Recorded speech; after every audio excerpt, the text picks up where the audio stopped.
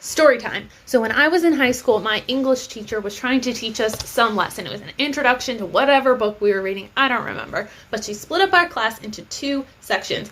This team got really easy questions. This team got the same type of questions, but they were more difficult. So for example, this team would get like a multiplication question. What is 5 times 3? The other team, the team that I was on, would then get a difficult version of the same question. So what is 63 times 19? Both of them are multiplication. One is clearly easier. But that was like the whole point, right? So when it's my turn, I go up to the front of the class, and the teacher turns to the other student, the easy team student, and asks to say her alphabet as fast as possible. I'm pretty sure the student took like 13 seconds to say the alphabet, just said the alphabet, right? Teacher turns to me and goes, all right, now I need you to say your alphabet backwards as fast as possible. It was at this moment in my young life that the sky opened up, the sun shone down directly on me, because little did this teacher know that I was prepared for this question. You see, when I was in the 2nd grade, I got sick for like a full week and I had to stay home. And while I was at home, there was a poster of the alphabet on the back of my bedroom door. And so what did I do? I memorized it backwards in the 2nd grade. Is there a logical reason that I did this? No, I was sick, and in my head I was like, that'd be a fun party trick if I could say the alphabet backwards. So the teacher turns to me and she goes, I'll give you a second. And I'm like, I'm ready. Start the timer. She's like, okay. Starts the timer. I whip through my alphabet backwards faster than anybody has ever done it. Her face shocked. It was amazing.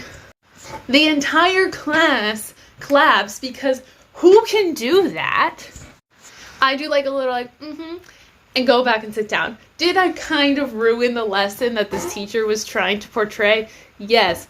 But I was so prepared, and if you want to hear me say my alphabet backwards, leave a comment, because I will. I can do it so fast. When I was in 7th grade, there used to be this girl. She was known to be depressed and suicidal. Everyone used to make fun of her, constantly called her emo and fake depressed. She had this chapstick. She really liked this chapstick. I don't know why she had it. I found it weird. Every time her chapstick was about to finish, she'd buy a new one. She would just never finish the chapstick. One day I was in the corridors and I saw her in a distance. There were people surrounding and I couldn't see. When I got closer, I saw her chapstick was being cut. They cut off her chapstick with the scissors. I felt really bad that I couldn't do anything. The most I can do was stand and watch. So I went to the shop and bought her a new chapstick. By the time I came back, I found her hanging from a spot. Turns out there was a trend. If your chapstick runs out, so does your life.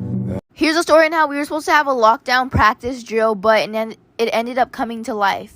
So it all started on Monday, and every single teacher knew that we were supposed to have a practice lockdown drill. But I was the only one who knew that it was rescheduled. I wasn't really sure, so I didn't tell any of the teachers because I thought at least one of them would know. Anyway, all of the classes ended up going out, but no principal or no administrators. So then we all walked back into class in a straight line. And then the principal goes on the speaker and announces that it was rescheduled to Friday at 9:30 a.m. I was bragging to everybody in the class that I already knew. Anyway, 30 minutes goes by, and all of a sudden the principal goes on the microphone, but it immediately cuts off. But it sounded like she was trying to get our attention. We didn't really think much of it, so we just brushed it off. Then all of a sudden we see somebody through the window dressed in all black coming to the door. And all of a sudden the door handle ends up shaking. The teacher immediately tells everybody to go under their desk. Story time! In my old school, I was in a friend group of 5 girls, including me. Annie, Camila, Jenna, and Emily. We were all like best friends and always had sleepovers on Fridays or on the weekend. But Camila always said that she couldn't make it because she had soccer practice. We all said, it's okay, you'll come next time, even though she never came, and we never thought anything about it. Until one Wednesday afternoon at lunch when Emily went to the bathroom. We were all like, oh my god, we should totally throw her a slumber party for her birthday next week Friday. And everybody said yes, of course, and we all started planning it. But of course, Camila said, sorry, I have soccer practice, I can't make it. And me, as a straightforward person I am, said, you really can't miss one soccer practice for your best friend's birthday party? She of course felt really, really bad and said, okay, fine, I'll go. We were all super happy, but that was obviously a really bad idea. Part 2 of my last story time. So the day comes of Emily's birthday and we go to her house and we set up all the decorations, the piñata, the cake, all the arts and crafts, all the activities and everything. And when we arrive, we surprise her and we do all the activities, we eat cake, we do the piñata, we eat a bunch of stuff, and then it starts getting pretty late. So we decide, oh my god, let's go upstairs and like watch scary movies and tell scary stories, and let's bring all the candy. So we went upstairs with like all the candy, like a bunch of candy, and we all set up our like movie spot, and we start watching scary movies and telling scary stories. Everybody gets pretty tired, and we're all like, yeah, I'm going to bed. Yeah, me too. But for some reason, Camila was like, no, guys, come on, let's pull an all-nighter. Everybody was pretty tired, but apparently Camila was not.